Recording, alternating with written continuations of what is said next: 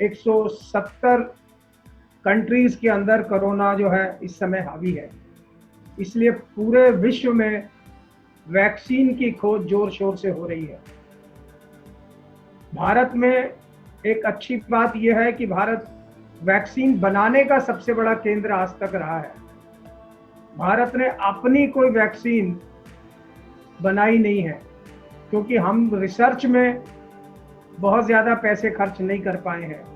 भारत एक अभी विकासशील देश है और वैक्सीन बनाने में billions and billions of dollars का खर्चा होता है।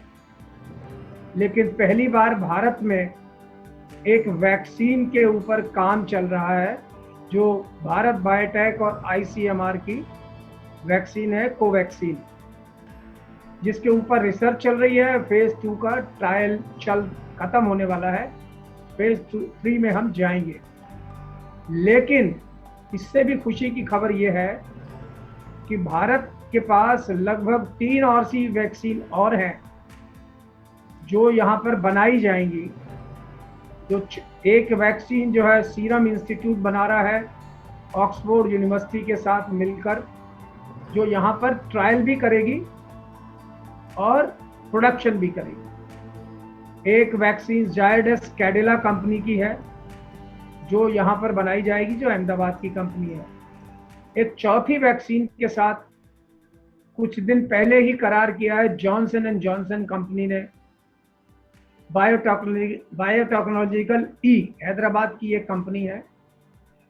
और इन चारों कंपनियों के अलावा 3 कंपनियां और हैं जो वैक्सीन बनाने की जिनके पास क्षमता है।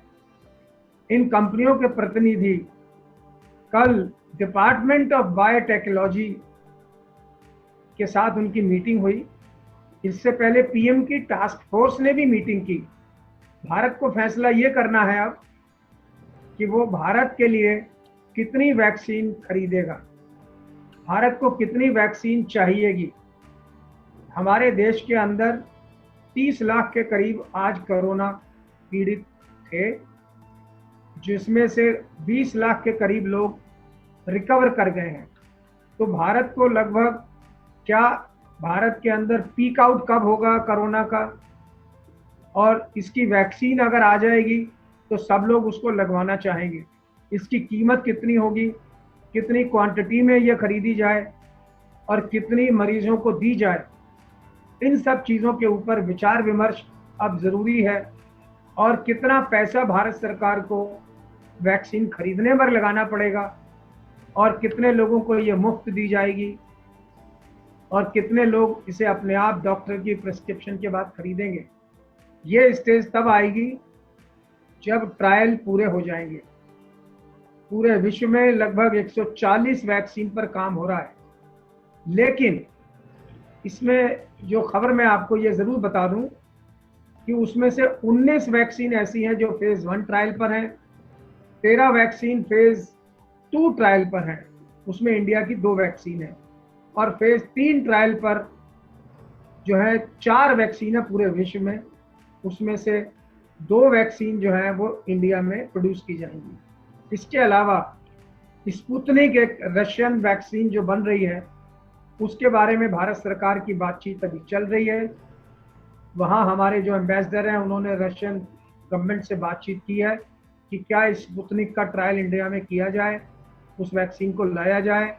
उनके फेज़ 1 फेज़ 2 ट्रायल के नतीजे अभी सामने आने हैं। और एक चौथी वैक्सीन है जिसको चाइना ने क्लेम किया है कि वो हमारी वैक्सीन तैयार है, फेज़ 4 का ट्रायल वो कहते हैं हमने कंप्लीट कर लिया है।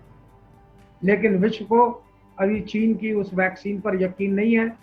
हालांकि कुछ दिन पहले ही चीन ने वुहान शहर में एक बहुत बड़े पब्लिक समारोह का आयोजन किया था और उसमें ये दिखाया था कि ना लोगों ने मास्क पहना है और हज़ारों लोग उस फंक्शन में थे।